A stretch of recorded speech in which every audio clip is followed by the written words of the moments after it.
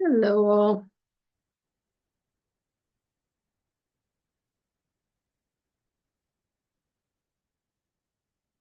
Hello, Nate.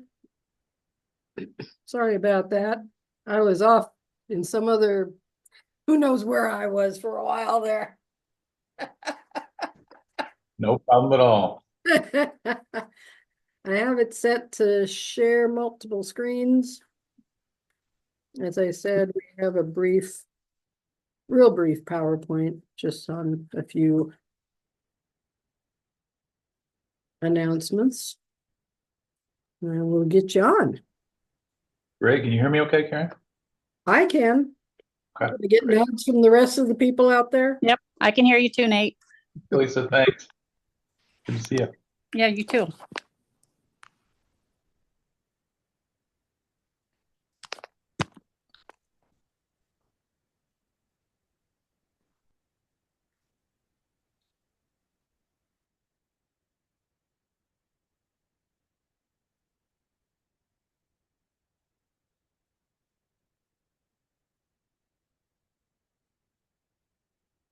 And I see Casey. Hi, Kathy. How are you? Thanks for joining us. I'm good. How are you? I'm well. Lovely weekend.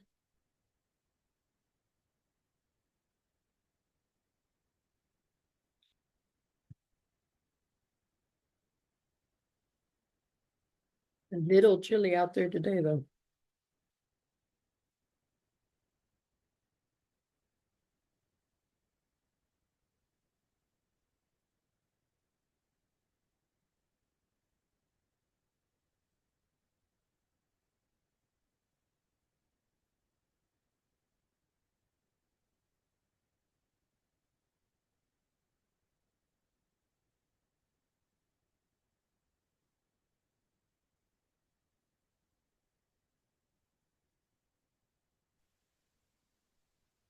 Katie, Just in the nick of time, right? you're right on. You're right there. Oh, it's Okay, been one of those Mondays. How Monday, is everybody? typically, let me pull up. Hopefully having a smoother Monday than I am.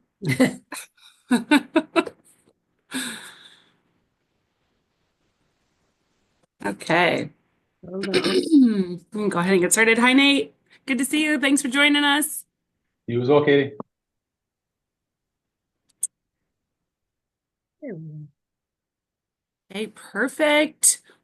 Well, good morning, everyone. Good afternoon, I guess. It's officially noon. My kids made sure to tell me after being at last week's meeting that I said the date wrong. They were horrified. So I'll say it right today. Today is Monday, April 14th, your Rotary Club of Ames meeting. It's a little sunny. It's sunny out, not as warm as yesterday, but at least we had some good weather this weekend. We'll start with the Pledge of Allegiance. You stand if you're able, stay if you're not, anywhere in between. I pledge allegiance to the flag of the United States of America and to the republic for which it stands, one nation, under God, indivisible, with liberty and justice for all. And you guys can please take a seat. I don't know of anything specific for thoughts and prayers. Anyone have anyone in that needs our Rotary thoughts and prayers?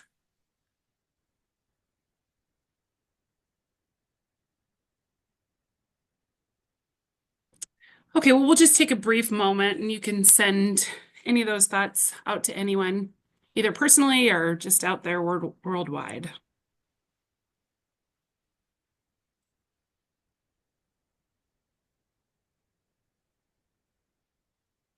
Okay, thank you. No special announcements today, I don't believe.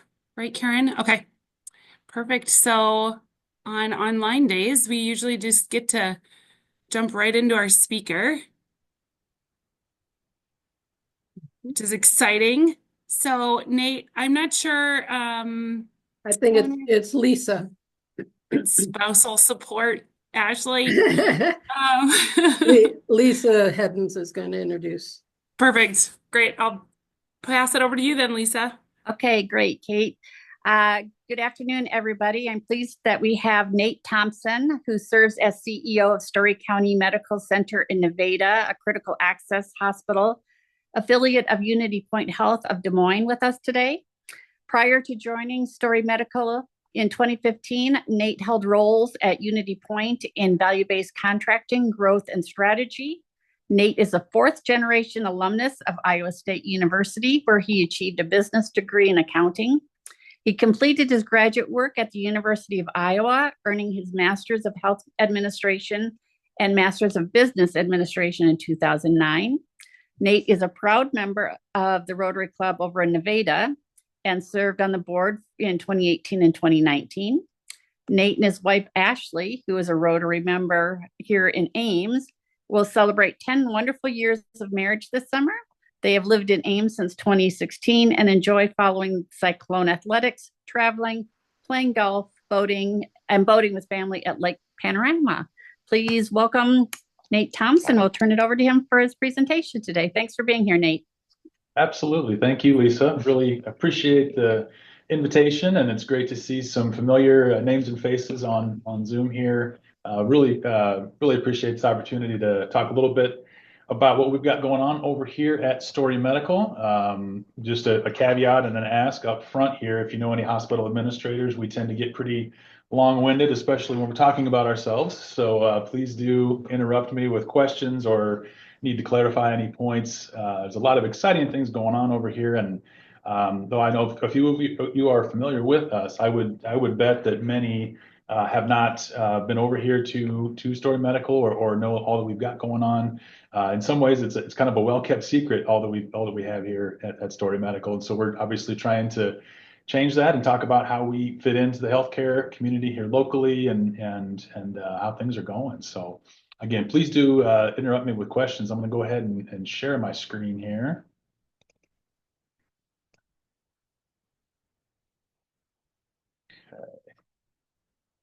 Thumbs up. You see the screen okay? The PowerPoint there? All right. Thank you for that. So here's a lot of information, but just kind of a quick rundown of who we are here at Story Medical, and just to start off by saying our role in the community is one that is somewhat similar to what people know at Mary Greeley and other hospitals, but it's also very different in many ways. And I think just really to point out the fact that what we do here in Nevada really complements and supplements what's going on at Mary Greeley and vice versa. We have a good working relationship with Brian Dieter and his team there, and they really have done a lot to help us along in many ways through the pandemic and so forth. And so just a really nice way to meet different needs of the community at different levels, different settings, offer some choice and so forth. So probably the biggest difference between Story Medical and Mary Greeley is that top line there, that critical access hospital. I'll talk a little bit more about the critical access program later. But essentially what that is, it's kind of a financial safety net that the federal government put in place 25 years ago or so for rural hospitals who were struggling and whose just by virtue of being small, we're not doing well financially. So we got that status back in 2001, I believe it was. And so we are kind of that small size, very intentionally to be kind of an entry point into the healthcare system. Now, like I said, I'll talk more about that later. The first part there, DNV accreditation, we share that in common with Mary Greeley. DNV is what the government deems as an accrediting organization. And so what they do is they come through every year and they look at our practices, our policies. They do patient care reviews. They look at all that we have going on, look under the hood to make sure that we are in compliance with the Medicare program. CMS obviously is a huge piece of any healthcare delivery organization. And so that DNV accreditation, that's something that Mary Greeley and Story Medical have both voluntarily entered into in terms of a partnership. And it really kind of raised the bar on ourselves to hold ourselves to a high standard of quality, safety, and so forth, and really looking at process improvement and process excellence in all that we do. And so that's one area where we compare notes with Brian and his team there to say, hey, your last survey What are the things that the DNV surveyors were curious about? How are you working with this challenge, or what's your policy on that? It's a really nice kind of standard framework to operate in and share best practice and so forth. And so we are proud to be DNV accredited, and we're also actually ISO 9001 certified. So those who may be in industry or have worked around industry might know that ISO 9001 term and what that means. It really just gets to our, again, process excellence and the work that we do to make sure that we are as consistent as possible with all that we're doing through the work that we do every day. And so we're proud of that certification as well. Again, just to make sure that when people come here for care, they're getting just the top notch in terms of process improvement and process excellence. So that's kind of the biggest piece of kind of what defines us locally here. We do have some differences too as it relates to our medical staff. And so we employ our own primary care group. And again, we're obviously much smaller than the likes of Mary Greeley. We've got a core of 7 primary care providers trained in family medicine, a few physicians and a few physician assistants as well here in Nevada, and then one PA down in Maxwell. Michelle Jans has a small clinic down there in the community of Maxwell that really meets a need out in the rural parts of the county. And so that rural health clinic designation is also a very unique kind of cost-based reimbursement advantage that we have, again, that financial safety net kind of tied into the critical access program that again allows us to operate and navigate some volatility in patient volumes and revenue. So it's an important piece of who we are there. Many folks probably don't know that over there in Ames, we have an acupuncture clinic. Natural Health is the name of the service line there. Valerie Stahlbommer is our acupuncturist. She's got a clinic there behind Rex and Taco Bell there on Duff. And so Valerie's been with us for better part of 25 years or more, doing that natural health and trained in Eastern medicine. She's exceptional. She's got some incredible patient stories, and certainly that's not a service you typically would find in a critical access hospital. And so we're very proud to serve the western part of the county with that service in addition to everything else we've got going on here. I'll talk some about the medical staff, but we've got kind of your typical, what you'd think of, set of specialty services that come here to visit. And so cardiology, for example, orthopedics, general surgery, those folks come through, maybe once a week, a couple times a month, depending on what the patients need, and really round out our core of primary care folks. And so again, we do not operate on the scale of the larger hospitals, but we do offer access to care, for those folks who may not want to drive to Des Moines or Iowa City for their cardiology visit, for example. They may not ambulate well, don't travel well, kind of want to avoid the larger city in general. We like to bring those services as close to home as we can. And so with that too, we've got pretty outstanding diagnostics. I brag on our folks as every chance I get. The laboratory team, radiology team, they are wonderful to work with, great with patients, but their technical skills are just impeccable. And we have radiologists, for example, in Des Moines read our studies, and they often comment on how clear and how remarkably strong in skill our technicians are. And so again, that's really important when you think about what a physician needs to diagnose and set a care plan. They need good information. They need to have clear images of what's going on in the body. They need to have great diagnostic tools to be able to assess the situation. And so to have that here locally is a great advantage for the community. We do have an ambulance service in addition to the ER, which every hospital is required to have that 24/7 emergency room. We have an ambulance service that runs 24/7 as well. We have one crew on all the time, and we do take tax money to support that service. I'll talk a little bit about the tax levy coming up, but that obviously everyone can relate to the need for emergency services and to make sure that the outlying parts of the county have access to that emergency care. We've got highly trained and skilled medics and EMTs who are at the ready and able to meet that need here locally as well.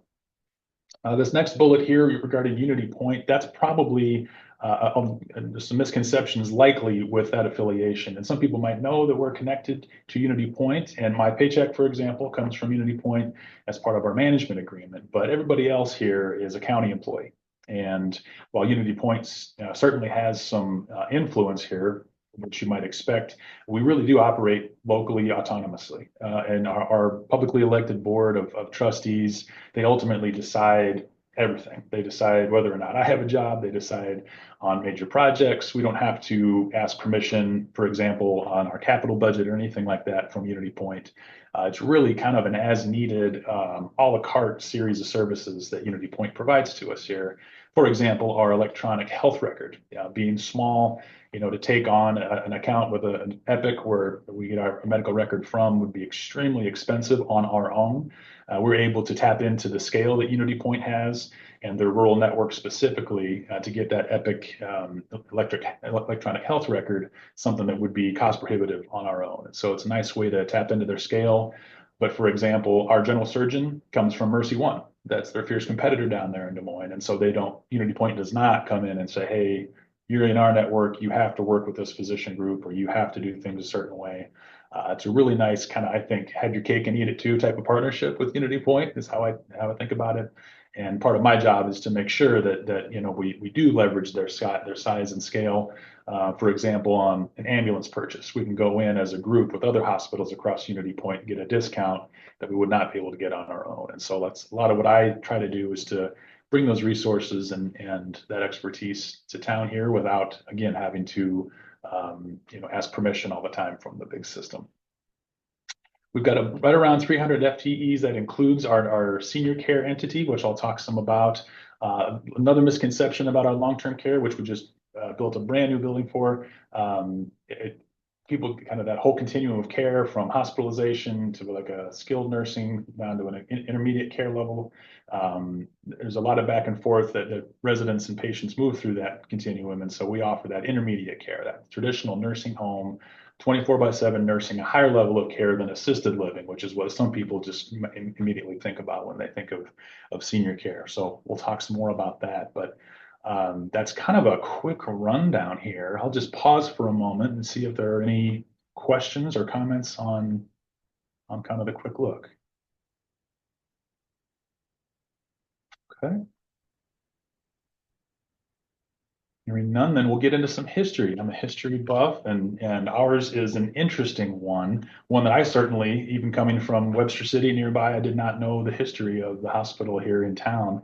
The photo here, as you can tell, looks a lot different than hospitals do today. This sanitarium was up the hill. If you're driving on 4-lane Highway 30 and you come to the 6th Avenue exit off of 30 now, it goes uphill into the town of Nevada. This sat at the top of that hill there where there used to be a windmill. And anyway, this burned down on a freezing cold day in January of 1943. So as if the Great Depression and World War II weren't tough enough, there was a fire here, and actually it tragically lost a life of an infant in that fire back in 43. And so, but you can see the history goes back well over 100 years. And from that fire, things were put together to construct a new hospital, which at that point became Story County Hospital there.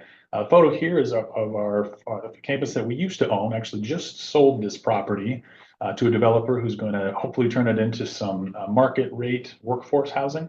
But anyway, this was the groundbreaking was actually in 1949 for this building. And so we were operating in this space up until just December. And so you can imagine 75 plus years of wear and tear, and the roof and the plumbing and the boilers and the windows. It was just becoming a money pit, not to mention was not up to snuff with what residents and patients really require for their stay and their experience. And so I should say our long-term care was operating in this space until recently. But nice to have that passed along in a way that's going to help out the community, and a lot of just neat history to look back on here over the years in terms of adding on from the original hospital, long-term care, ambulance service, and then the clinics in 95 to 05 there. And so it was just over time, nice piece of growth, but really outgrew that campus and needed something new. So back in 2007, we went to the state. Kind of a fun fact about healthcare in Iowa. Different than Wisconsin, different than Nebraska, you have to have state permission in order to build a new hospital or to come through with new high-end equipment and so forth. And so went through that process, and the hospital campus as it sits today, as shown here in the photo, opened in 09 and was expanded in 2017. And then the senior care was built just the last couple of years. I did see, I'll pause, I think there was a chat that came in.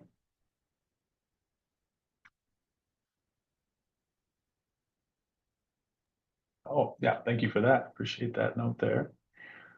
So yeah, again, the hospital is shown here, and then this next slide, you can see a photo of our new senior care. Sorry, it's a little blurry here, but this, I would say, without hesitation, is probably pound for pound the nicest nursing home in the state. We really have a group of trustees and community members and team here who feel very strongly that this long-term care is something that historically has been very important, but also, moving forward as the baby boomers now get into the age where they're needing facilities like this, we wanted to make sure that not only the facility and care remained, but that it was in the kind of the state of the art layout and setup with 60 private rooms, spas, great community kind of family space, a lot of natural light, beautiful design, and for those of you who might have been through to see it, it is exceptional. And it's a weird kind of thing that we did to make it work.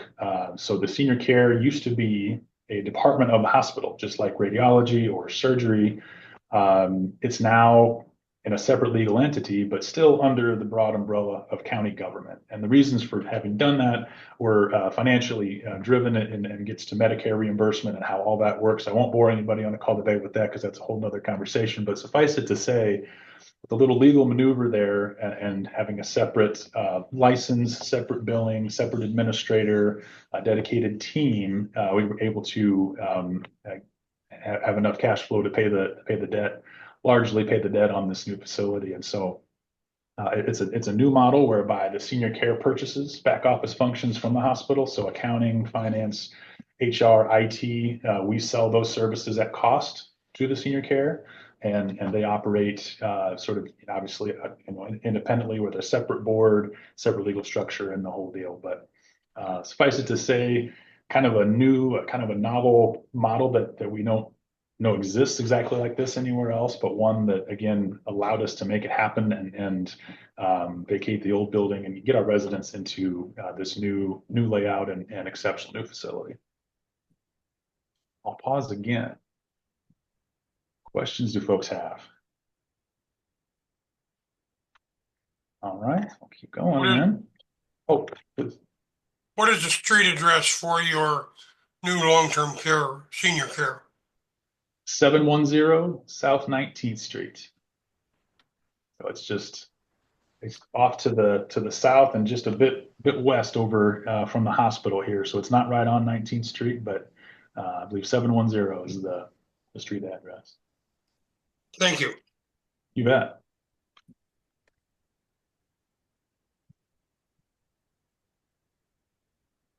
Occupancy, I'm seeing here. The occupancy is currently, there's 55 residents. We're getting that up to 60, which is the max on the license. We used to have 80 on the license, but the way Medicaid pays us, you have to keep census at a certain percentage of your licensed beds, or you take a hit on your revenue. And so we do have room to grow to 80 beds someday. To the south and west there's a lot where additional rooms would go that could hook into the infrastructure that exists to support the rest of the facility. So kind of had to get it off the ground. And then I do someday see us expanding and be able to care for more residents there, senior care. Question for you. Yeah, please.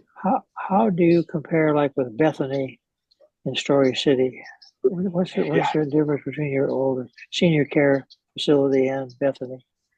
Yeah, Bethany certainly larger than we are, and they offer different levels of care too. So what you see here is it's that intermediate care level.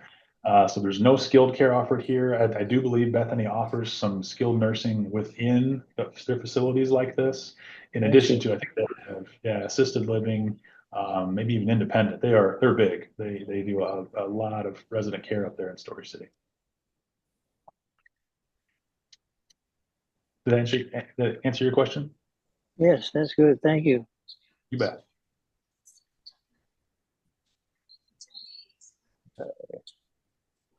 Moving on here, kind of talking about the hospital side of things. So I think another misconception is that we have kind of closed network or an exclusive, medical staff here, but as you can see by this list, we are Switzerland. I mean, this is a good example where Unity Point lets us do what we need to do here locally. We welcome medical staff, physicians and providers from all over the place. We have, again, a quarter of employed folks doing family medicine, podiatry, and emergency medicine. But for example, Dr. Aaron Nelson comes from foot and ankle specialists over there by Hickory Park there in Ames on Duff and 16th Street. Dermatology comes up from Des Moines. Rosa is a nurse practitioner, does an awesome job. Patients really enjoy coming to see her here. We work with Heartland Anesthesia, the nurse anesthetist. They do both the anesthesia in surgery and also that they have a pain clinic that they offer here. And so IO Clinic does physical medicine and rehab. They do some nerve testing for us. Dr. Gotham Kincaid comes down from Clarion at Iowa Specialty Hospitals, where he's primarily employed. He does the knee replacements, hip replacements, shoulder. He's kind of a jack of all trades, which is really rare, but his outcomes are just exceptional, and he's wonderful to work with. Patients adore Dr. Kincaid. Of course, McFarland Clinic being nearby, we're trying to work more with them in some ways. They do our sleep study reads now and for a neurology service line, and really, trying to tap more into what they've got here locally is the needs, and the larger hospitals are kind of bogged down by the complex medical patients. Trying to work as a better outlet for places like Mary Greeley and trying to connect a little more with their medical specialists, I think will be a big piece of that moving forward. Mercy One, I mentioned Dr. Dennis Whitmer comes up here and does general surgery. He's been coming up here for 20 years, I think it is. Dr. Whitmer's fantastic. He does, the gallbladders, hernia repair, things like that, but also colonoscopies, EGDs, and kind of the GI work for us there. And so Dr. Matt, if you know downtown Ames there, Dr. Matt's fantastic. The kiddos love Dr. Matt. We love having him come over here and do some surgical procedures that require a little higher level of care and anesthesia and so forth. Of course, being connected with Unity Point, we have Dr. Priyash come up here to do cardiology clinic, Wolf Eye Clinic. They come over and they do cataract surgeries. And so, as you can see, we are definitely Switzerland, and welcome anybody who wants to come and provide high quality care. We have an open door, and we try to accommodate as much as we can to keep that care close to home. Questions on medical staff? Any surprises? I'll be curious to see kind of what the learnings and surprises might have been with this group here. And this slide might be another one of those. So again, we're much smaller than Mary Greeley. I don't know exactly what their top line revenue is, but it's at least 10 times our size. But our operating revenue is right around that $39 million mark. That has grown some in my close to 10 years here, not a ton. And we look for different ways to do that, but really just maintaining that access and stability there with our cost-based reimbursement really is what drives that number. But the second bullet there, certainly wanted to hit on this. A lot of people don't know, if you own property in Story County, you pay taxes directly to support Story County Medical Center. And I've even been told that some people think that these tax dollars support Mary Greeley, which they do not. Mary Greeley does not have the authority to levy taxes, at least in the same way we do. And so this is an important part to understand. That 99.5 cents per $1,000 of property, it does put us toward the bottom of the list in terms of it's 43 hospitals in Iowa who can levy county taxes. We're like number 35 or 36 in terms of that individual levy rate. Some hospitals down in southern Iowa have a rate that's 3 to 4 times that 0.995. So here in Story County, if you say your house is assessed at $300,000, you're paying about $300 per year, $25 a month or so, to support our operations here at Story Medical. Again, it's 3 to 4 times that down in Decatur County, I think it is. So we watch that very, very closely. Our board of directors every year they go through deliberation to say, okay, what big purchases do we have coming up? What's the environment like? We tie that levy to specific buckets of expense, and sometimes it goes up and sometimes it goes down. We've ticked it both directions over my time here, and really just do not take that for granted. And then that does with $6 billion of taxable property here in Story County that generates right around $6 million a year in cash proceeds from the property tax payers of Story County. So happy to get more into that. Do people know that you pay taxes over this direction? I know I can see Lisa, of course, you know. I was just going to make a comment, Nate, is that a lot of times people, when they see in their taxes Story County or hospital and look at Story County Medical, they think the Story County supervisors have some oversight or control over setting those levies, and we do not. Right. Yeah, that's a great point. Yeah, and that's, I think, maybe different than other types of hospitals that have different setups. I'm not sure, but yeah, our 7 trustees, and while I'm thinking about it, I should just here, I'll show you photos of them. Here's our board. Patrick Sheets was mayor of Nevada back in the early 2000s. He's still around here and is our chair for the next couple of years. Pam Kane was at Iowa State for a lot of years, and she's the VP of Finance over there, recently retired and joined the board here upon retiring. And Pam lives in Colo. Liz Hertz, you might know Randy Hertz. I think Tom Hertz is an Ames Rotarian, and so Liz has been on the board for, gosh, 20 years, I think, similar to Patrick. Dave Anderson's been on the board since 1991. Dave lives actually in Ames now, rural Ames. And it's a lot of great history and tenure here from these folks. Michelle Fullerton is at South Story Bank. You may know Michelle. She's been on lots of local boards, and she's fantastic. She just joined the board actually earlier this month from down near Maxwell. Galen Schofield up there in Story City. Galen's been on the board for over 20 years as well. He just recently was board chair the last couple of years and huge advocate for senior care. Did a really nice job helping us get that across the finish line. And then Tiffany from Huxley has been on about the same time as Pam Kane and brings some specific healthcare background to the board. And so to Lisa's point, these 7 folks here make the decision on that tax levy. They again, they look at the details every year and set that rate to where we get that tax support. Other questions? Said, don't let me get too long-winded here. Ashley can attest it can get out of control. So kind of just, I'm a numbers guy, so forgive me here, but just to give you some sense of our relative size and position, net assets of just under 100 million. Take away the long-term debt that we have, right around a $30 million equity number there. So it sounds like a lot of debt, but the debt that we do have is at very, very low interest rates. For example, for this new nursing home, we borrowed $28 million through USDA, 35-year loan, fixed rate, 2.5%. And so you can understand, obviously, the advantage that is. Not all of our debt is quite that good, but it's all under right around 4%. And so, we do probably have more comfort than in your typical organization borrowing, but it's because we have access to that cheap capital and we're able to produce cash from operations. And so that days and accounts receivable number, that's exceptional. And I'll brag on our finance team all day long. They're really getting good at chasing down those claims. That's getting harder and harder, trying to work with insurance companies to turn that revenue into actual cash in the door. But it also gives our board a lot of comfort to be able to borrow, knowing that we'll be able to service that debt and make those payments. The bottom bullet there, I could talk all day on this point, but well over half of our revenue comes from either Medicare or Medicaid.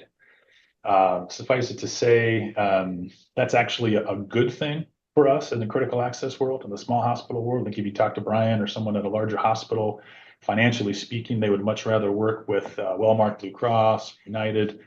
We work with them too, but because of our cost-based reimbursement, the larger that this percentage is, the more stability we have, the more predictable our revenue stream is. And frankly, the easier it is to get paid. Traditional Medicare is a wonderful payer for us. We through the critical access program basically get dollar for dollar back our costs that are allowable and reasonable. And so we take a lot of pride in the fact that we care for those folks on Medicare and Medicaid. It's a huge piece of what we do and a big piece of our stability there. Questions? Any numbers, people? Maybe this makes sense that you can clarify some. All right, and let's talk a little bit more about critical access. This is, again, a lot to take in here, but back in 1997 is when the actual law was passed. We became critical access hospital here in 2001. But again, it was the feds saying, hey, we've got to protect these, these access points in these rural communities. By the way, the local economies really benefit in these small towns from these hospitals that are really struggling at the time. And again, that reasonable and allowable costs for Medicare and Medicaid, we talk about that all the time. And so Medicare kind of defines for us what those terms are, and our auditors come through every year to make sure we're, sticking to the rules. But that really drives so much of what we do, and it ties into the tax levy. So for example, ambulance service is not allowable. Medicare says that is not something we're going to pay for.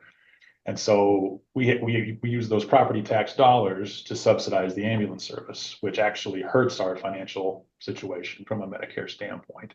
Senior care would be another example of that. Medicare, at least how we're currently set up, does not pay for that senior care. And so it's the local property tax property owners who help us subsidize those services. Without our tax support of $6 million a year, we would not be able to offer senior care. We would not be able to offer ambulance service. And so those are choices that our trustees have made to meet that need here locally, and with the support of the taxpayers. Inflation, COVID, these things, the labor force has really been in flux. This cost-based reimbursement through the critical access program has been a huge advantage. I mean, we got through all of COVID, not one single furlough, not one single layoff. With inflation that's ramped up, we look at, market wages, and we keep up with market. We're able to do that again because we get that cost-based reimbursement from Medicare. Kind of an odd, unique thing. We did a construction project last year. We intentionally, on purpose, shut down our surgery department for over 4 months.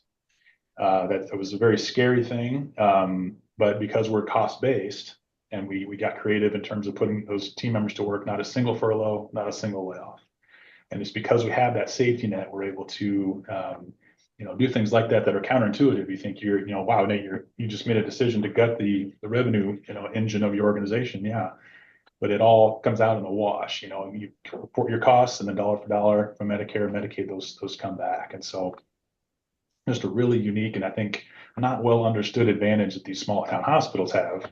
I think some people were assuming, oh my gosh, COVID is going to shut down these hospitals. We actually got stronger through COVID with the support from the government because we have this program in place. Questions on that? Does that make any sense at all? Hopefully it does. So other hospitals like us, or Boone, Iowa Falls, Perry, Webster City, there's 83 total actually in Carroll County. St. Anthony's just became critical access, and that was only through a very sort of rare loophole or interpretation of the code that they're just far enough away from a major highway that they could get into this safety net program that we're in. They had to reduce down to 25 beds and follow all the same rules. But I think if you were to ask folks, it's just my speculation, and I don't quote me on this, but like communities like Newton, communities like Grinnell, Marshalltown, Spirit Lake, they're not critical access. I bet they would jump into the critical access program tomorrow if they could. It's just a very, very good protection from, again, the volatility that, the large hospitals can absorb because they've got the scale, but kind of those mid-sized hospitals, struggle to really make work. And then, the large hospitals, again, they've got that size, but they've got a lot of fixed overhead and historically here, like the last few years at least, before the Medicaid money that recently just became available to all hospitals, some of those big systems were really struggling financially, not able to reinvest in their facilities, equipment, and so forth to be able to keep things going. So all this to say is we're in a pretty dang good spot over here at Story Medical. What questions are there? I have a couple. Yeah, One, please. I read recently that Iowa only has about 74 beds for severe mental illness patients. Does Story County have any, or is that a need you see, or is that not a problem? Oh, it's definitely a problem. It's definitely a need that we see. We do not have any psychiatric beds per se in terms of an inpatient unit like Mary Greeley does. I think Greeley's got 24 or 25 beds. They've just renovated theirs. That's not something that we're really set up to offer. We have one of our rooms in the emergency department that is set up to handle someone who's having a psychotic episode so they can't harm themselves. A lot of ligature and those types of requirements from the government there. So we are set up to very temporarily take care of folks like that. But no, that's not something that we have in terms of an inpatient unit, nor do I see us able to put that together. And really, in addition to the facility part of it, you got to have a pretty unique facility set up, but you also have to have the staff. And it's really, really hard to find people who are trained and frankly willing to do that work. And so it's definitely a labor piece, something that's a challenge everywhere and certainly here. Does that answer your question? Yes, thank you. Robert Kennedy is being quite controversial. Do you think, to the extent that he's successful, will he have any effect on your hospital? Wow. I don't see a huge effect on the hospital per se. I think the ways in which people access care may change. I think certainly, you know, it'll look and feel different. But in terms of impacting us here, I think we're in a good spot to be isolated from a lot of the external things that happen. Notwithstanding, of course, maybe if they made major changes to the critical access program, that would really hurt us. That would a change there that would not be good. But I don't see that happening. Typically, politicians like to keep rural America happy. The electorate tends to turn out there, and so. Aside from that kind of scale of change, which I have not heard anything about, I think we're going to be just fine here.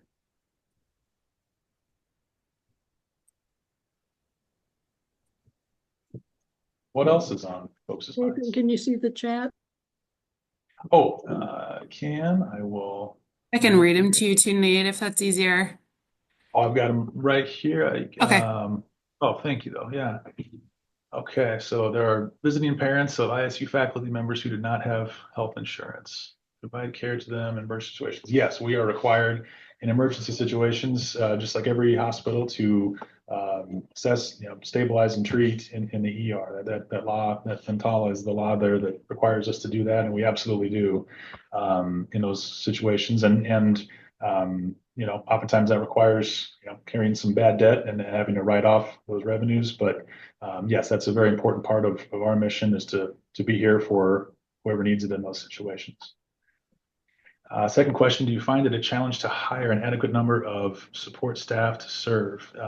Generally, we're doing much better than we were, I would say 2 years ago, Thomas. We were having a lot of turnover. A lot of hospitals were having a ton of turnover. We have mostly stabilized, but certain roles for sure are difficult to hire and to maintain. For example, we used to offer cardiac rehab, and we would love to offer that service, but we can't find a nurse. We looked for a couple years to find that role, but just have not had luck. So there are a couple of positions that are very difficult, but we've been overall generally pretty lucky. And then Lauren says, describe relationship to major medical care facilities such as U of I or Mayo. Yeah, we some organizations like Unity Point Health really try to restrict or direct where our patient transfers go to, and that's not the case here. Our docs, frankly, right now it's often hard to find a bed, and we will work with U of I or Mayo or Mercy or Unity Point or whoever it is who can provide that level of care that our patients need. So I would say it's much easier to work with other organizations who are on the Epic electronic health record. So that includes Mayo Clinic, to your question. That includes Iowa, Unity Point. Mercy, I think, they're moving to that same platform, so the information will flow much more efficiently and fully when that happens. So we don't have formal arrangements with Mayo or U of I, but we certainly still rely upon them to provide that tertiary, quaternary level of care that our patients often need. Hopefully that answered those questions. Did I miss any others?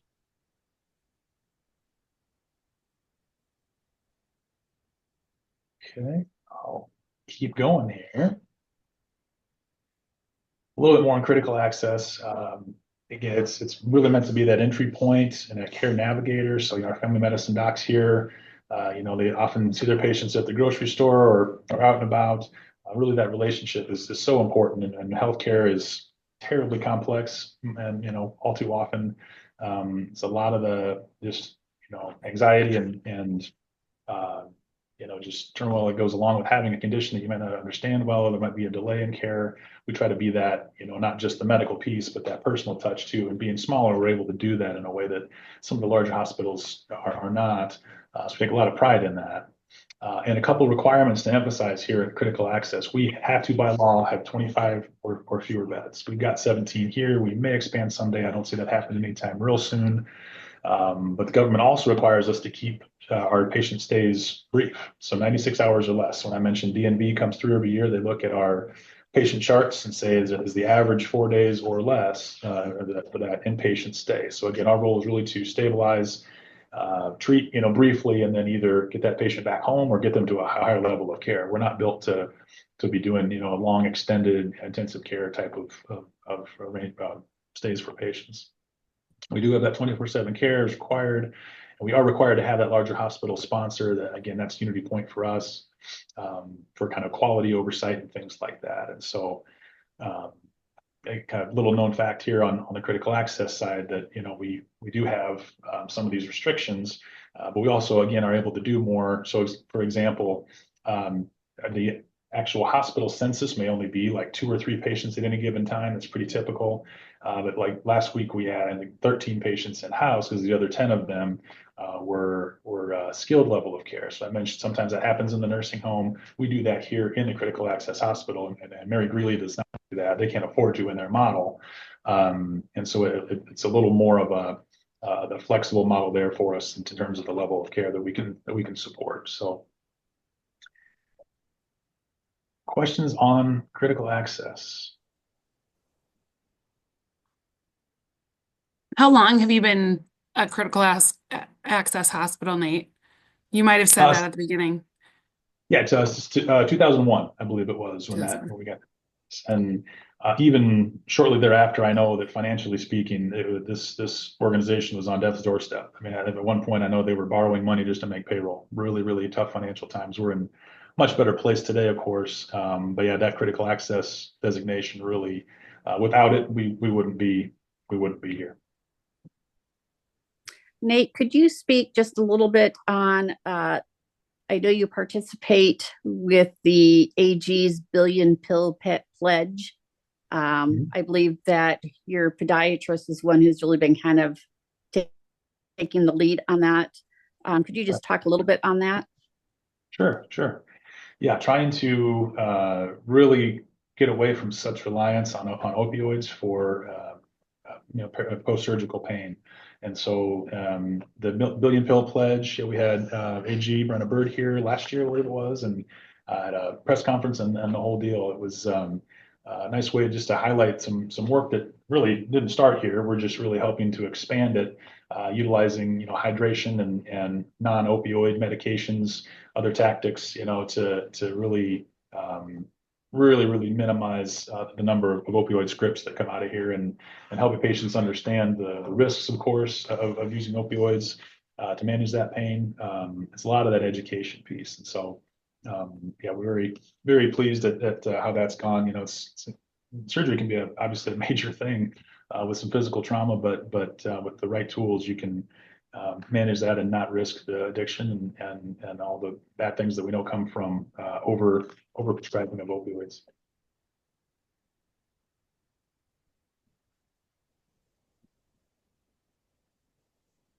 This is my last formal slide, but I always we do town hall meetings. I always either start or end with this. We are relatively small, but we touch a lot of lives, and I just try to remind myself and my team just the honor and privilege it is to be in the healthcare business. To be doing what we do to take care of people, and knowing that a lot of these encounters are not terribly invasive. They're not complex necessarily for a basic lab draw or even a basic clinic visit. But, people come through our organization, they've got something going on, or they're scared, or they're anxious.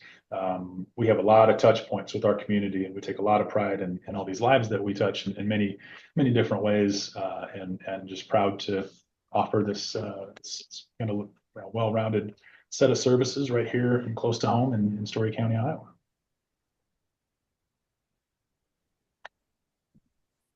So what have I missed? What questions are there out there? I won't call on anybody just yet, but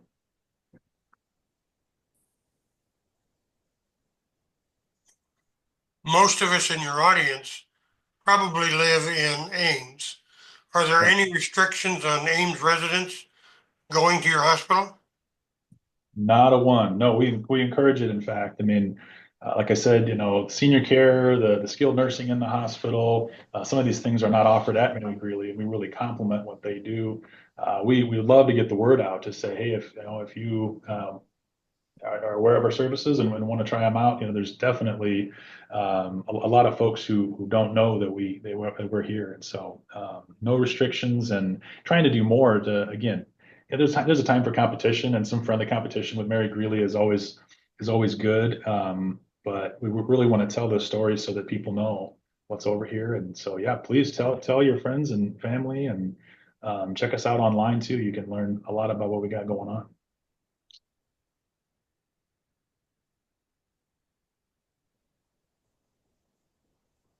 Anything you want me to circle back to? Any details that folks have questions on, the tax levy or medical staff or Unity Point? I see your hospital patient days is 2,200, which suggests you have an average of 6 or 7 people a day in your hospital. Is that correct? And the real point of the question is, what are they typically in your hospital for? I see you have restrictions. They can't be there more than 4 days for a given procedure. What are most of your patients there for? Yeah, it really does range. And again, that 4-day restriction is on the kind of the traditional acute care hospital patient. The skilled nursing patients often do stay weeks at a time for that kind of skilled recovery with therapy. But just on that point, if it's a post-surgical, if someone had their knee replaced right after Kakkade here, they might stay overnight in a hospital bed just to make sure the incision looks good and make sure they've got their pain managed and make sure they're starting with therapy and those sorts of things. A lot of respiratory illness over the past few months. Obviously, every wintertime is when that kicks up, and so we do have respiratory therapy and those things to help patients who are struggling to get that oxygen. And so a lot of that RSV and flu and some COVID still yet this winter. I know not as much, but those typical conditions there. We'll do kind of chest pain rule outs. If someone comes into the ER with chest pain, we'll do that EKG test and make sure that we're monitoring the heart activity, and might put them in an observation bed overnight. So those are just some examples, but pretty typical to what you'd see at any other hospital. Aside from the fact, obviously, we don't do don't deliver babies. We're not doing heart transplants. We're not doing that high end sort of thing. But really a wide range of ailments that our family docs are able to handle here locally, but oftentimes have to send them along to a higher level of care too if they're not improving.